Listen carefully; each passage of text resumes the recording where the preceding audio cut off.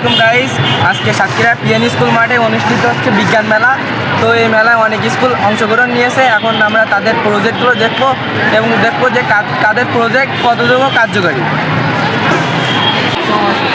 আপনারা কোন কলেজ? আপনাদের যে প্রজেক্টগুলো আছে এটা একটু আমাদের সামনে উপস্থাপন করে দেবেন। আমাদের 3টা প্রজেক্ট আছে। এক নম্বরে আছে স্মার্ট ইরিগেশন সিস্টেম। এটার কাজ হলো গাছের গোড়ায় মাটির আর্দ্রতা অনুযায়ী এটা পানি এক্সপ্লেন করবে। যেমন ধরেন গাছের গোড়া এখন শুকনো আছে, এখন ওটা পানি দিবে অটোমেটিক্যালি। এবার যখনই ওটা ভিজে যাবে, অর্থাৎ এই সয়েল সেন্সর আছে এখানে, সয়েল সেন্সরের মাধ্যমে কাজটা করবে। যখন এই গোড়াটা বা গাছের গোড়া ভিজে যাবে, এটা অটোমেটিক্যালি অফ হয়ে যাবে। এটা আমাদের অনেক মাসে থেকে আমরা 15 দিন বা 1 মাসের জন্য কোথাও যাচ্ছি, এটা অটোমেটিক্যালি গাছের গোড়ায় এটা পানি দিবে। এটা আমরা বিভিন্ন কৃষিক্ষেত্রে অনেক সময় এবং শ্রম আমাদের হয়।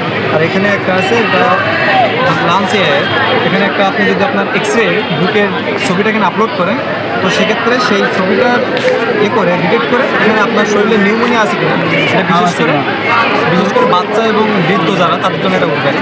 এটার সাথে সাথে রিপোর্টটা দিয়ে দেবে, পজিটিভ নেগেটিভ সাথে সাথে দিয়ে দেবে। এটা কোনো খরচ নেই, ফ্রিতে আছে। এবং এটা আছে এটা আপনার এখানে যে বিভিন্ন দূষিত পানি, এটা রিফাইন হয়ে এটা আপনার পরিষ্কার পানি খাওয়া যাবে আর কি, খাওয়ার প্রযুক্তি হিসাবে। তারপরে আপনার এগুলো সাপ্লাই হিসেবে বাইরে যাবে। এবং এখানে ডেমোলিজার ফ্যাক্টরি দেখানো আছে। আবার এটা এই যে কুলিং সিস্টেম। জি ভাইয়া, থ্যাংক ইউ। আসসালামাইকুম ভাইয়া, আপনাদের প্রজেক্টটা একটু আমাদের সামনে উপস্থাপনা করলে ভালো হতো। একটা ডিসকার অ্যালার্ট সিস্টেম, মনে করেন যে স্কুলের জন্য যে স্কুলে ভূমিকম্প হওয়ার আগে যে এখানে একটা সেন্সর খাটানো থাকে, সেটা তো আমরা খাটাতে পারি না এখনও। এখানে সেন্সরের মাধ্যমে ভূমিকম্প 10 মিনিট আগে থেকে 12 মিনিট আগে একটা সতর্কীকরণ দেবে, তখন স্কুলের সমস্ত ছাত্রছাত্রীরা এখান থেকে চলে যেতে পারবে। আর হসপিটালে একটা ফায়ার অ্যালার্ট, এটা মিনিমাম আধা ঘন্টা থেকে 1 ঘন্টা আগে আপনার মনে করেন হালকা আগুনের আভাস পাওয়ার সাথে সাথে ওটা মনে করেন অ্যালার্ট করে। আর এখানে এটা ফুড অ্যালার্ট, এটা মনে করেন মিনিমাম 1-2 ঘন্টা আগে অ্যালার্ট করে। আর এই রেলওয়ে স্টেশনের এই কাজগুলো আমরা এখনো করতে পারিনি, কিন্তু আমাদের বোর্ডটা হারাই গেছে, তো ইসরায়েল রেখে আসছি কেন করতে পারে। আর এটা মনে করেন একটা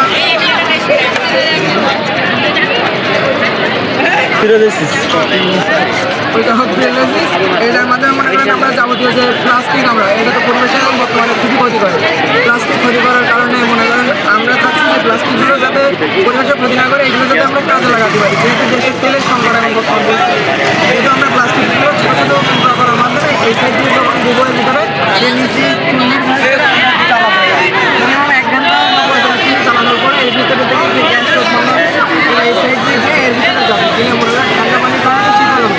এই কিছু গ্যাস এখানে জমা হবে এবং এর থেকে যে গ্যাসগুলো রিফাইন করা যাবে সেগুলো ডিজেলের কমে হবে। আর এইখান থেকে যেগুলো ধোয়া উড়ে গিয়ে এইখানে যাবে, সেগুলো মনে করেন পেট্রোলের কমে হবে রিফাইন করতে। আর বাকিগুলো যেগুলো ক্ষতি করা সেগুলো এখান থেকে রিফাইন হয়ে বাইরে মুক্ত মানুষের ভালো ধোয়া হবে।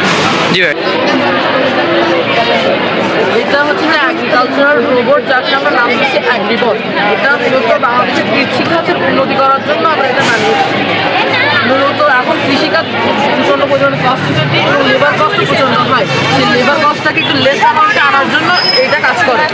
মূলত কৃষিকাজ হচ্ছে বেসিক নিডগুলো, বীজ বপন, তার সাথে ঘাস কাটিং, পানি সেচ করা ইত্যাদি কাজগুলোর জন্য এই রোবটটা খুবই পারফেক্ট। এগুলো এই রোবটের মেন কাজ। এবং তার সাথে এই রোবটটা সেটা সিকিউরিটির জন্য কাজ করে। এখানে আমরা ইনস্টল করেছি একটা জিপিএস, যার মাধ্যমে এই রোবটটা যদি আমরা হারিয়েও যায় জানতে পারবো। এবং তার সাথে মাঠের সিকিউরিটির জন্য আমরা এখানে একটা ওয়েবক্যাম ইনস্টল করছি, যার মাধ্যমে আমরা লাইভ এটাকে মনিটরিং করতে পারি। তার সাথে এখানে একটা বাজার আছে, যদি কেউ এই রোবটটাকে চুরি করে নিয়ে যায় সাথে সাথে আমাদের কাছে একটা চেক করার যাবে এবং বাজারটাকে বিট করা শুরু হয়ে যাবে। এখানে আমরা একটা এলসিডি ডিসপ্লে ইনস্টল করছি, এলসিডি ডিসপ্লে দ্বারা কোন কাজটা হচ্ছে সেটা আমরা সর্বক্ষণ দেখতে পাবো। এবং এখানে আমরা ট্রিপল ব্যাটারি ইনস্টল করছি। প্রথমত এটা ব্যাটারির মাধ্যমে চলে, যদি কখনো ব্যাটারি শেষ হয়ে যায় এখানে আমরা একটা সোলার ইনস্টল করছি, আমাদের এটা লাগানো নেই। সোলারের মাধ্যমে আমরা এই রোবটটাকে চার্জ করতে পারি। এবং তার সাথে এখানে আছে আল্ট্রাসনিক সেন্সার, এই সামনে যদি কোনো বাধা বিপত্তি সামনে আসার সাথে সাথে আমাদের সিস্টেমে এটা রিপোর্ট যাবে। এবং তার সাথে এখানে আমরা ইনস্টল করছি DHG22, এটা হচ্ছে হিউমিডিটি এবং টেম্পারেচার সেন্সার। বর্তমানে যে আবহাওয়ার অবস্থান এবং বাতাসে আবহাওয়ার পরিবর্তন, এটা আমরা লাইভ রিপোর্ট করতে পারি। এটা হচ্ছে সয়েল ময়েশ্চার সেন্সার, এর মাধ্যমে মাটির উর্বরতা কতটুকু আছে এটা নির্ণয় করতে হবে। সেক্ষেত্রে আমরা বলবো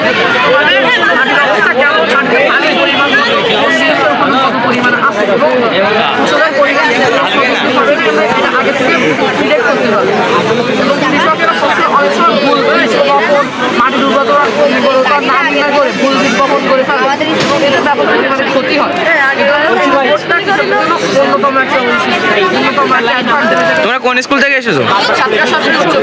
আচ্ছা, থ্যাংক ইউ ভাইয়া। আপনারা কোন স্কুল থেকে এসেছেন? আপনাদের প্রজেক্টে একটু উপস্থাপনা করবেন আমাদের সামনে। আমাদের প্রজেক্টের নাম দেওয়া হয়েছে কিশোর স্মার্ট সিটি বাংলাদেশ এবং এটি আমাদের নোবেল মনোরঞ্জন শক্তির বিকল্প হিসেবে ব্যবহার করা হয়েছে।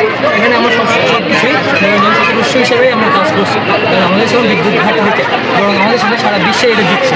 এই জন্য আমাদের নিজের জীবন চালানোর জন্য এটা হয়েছে। এখানে মনোরঞ্জন শক্তির উৎস দেখাচ্ছেন সোলার প্যানেল এবং উইন্ডমিল বা সোলার প্যানেলের শক্তি বাড়ানো হয়েছে, যা থেকে 1 কিলোওয়াট বিদ্যুৎ উৎপাদন করা সম্ভব, যাতে একটি কাজ চালানো সহজে চালানো যায়। তো আপনারা এটা চিন্তা করে পেট্রোলে এবং অর্থের চলে ব্যাটারি, তো এটাও ঠিক এমন যে কয়লা দ্বারা উৎপাদিত বিদ্যুৎ, যেহেতু আমাদের দেশের অধিকাংশ বিদ্যুৎ কয়লা দ্বারা উৎপাদিত, মনে করেন কয়লা দ্বারা কোনোটাই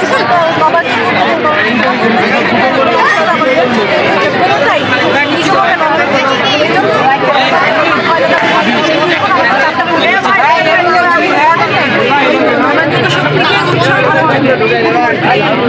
আমাদের দেশে দেখতে পাচ্ছেন পুরো বিশ্বটাই এখন যুদ্ধ যুদ্ধ আছে, কে কোন দেশ বন্ধ হবে কোন দেশ শত্রু হবে আমরা বলতে পারছি না। এই জন্য আমাদের নিজেদেরকে সক্ষম হয়ে উঠতে হবে, কারণ আমার নিজের দেশকে নিজে চালাতে হবে। উপকার বেশি হবে, আমার কাছে এখন বিদ্যুৎ চলে যাচ্ছে 20 মিনিটের জন্য হলে চলে যাচ্ছে, প্রায় 1 ঘন্টা 2 ঘন্টা পর পরে এই 20 মিনিট আমরা চলতে পারি। এই জন্য কেমন তৈরি করা উইন্ডমিলের মাধ্যমে আমরা 1 থেকে 2 হাজার পরিবারকে বিদ্যুৎ সরবরাহ করতে পারবো এবং এখানে সোলার প্যানেল ইউজ করা হয়েছে, যাদের ইন্ডাস্ট্রি চালানো যাবে, বাসা বাড়ি সব কিছু চালানো যাবে। এটা আমাদের মেন প্রজেক্ট, আমাদের মেন থিম হচ্ছে এটা হিসেবে নির্বাচন না হয়ে আমাদের নিজেকে সক্ষম হয়ে উঠতে হবে, কারণ কোন দেশ আমাদের বন্ধ হবে তা আমরা বলতে পারবো না এখন যে বিশ্ব অবস্থা। জি ভাইয়া, থ্যাংক ইউ।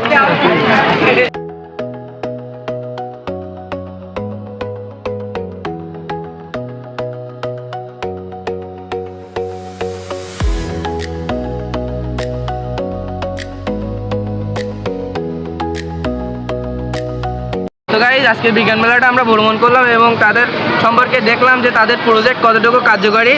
তো এই ছিল আজকে আমাদের ভিডিও। আপনাদের ভিডিওটা কেমন লেগেছে মন্তব্য করে যাবেন।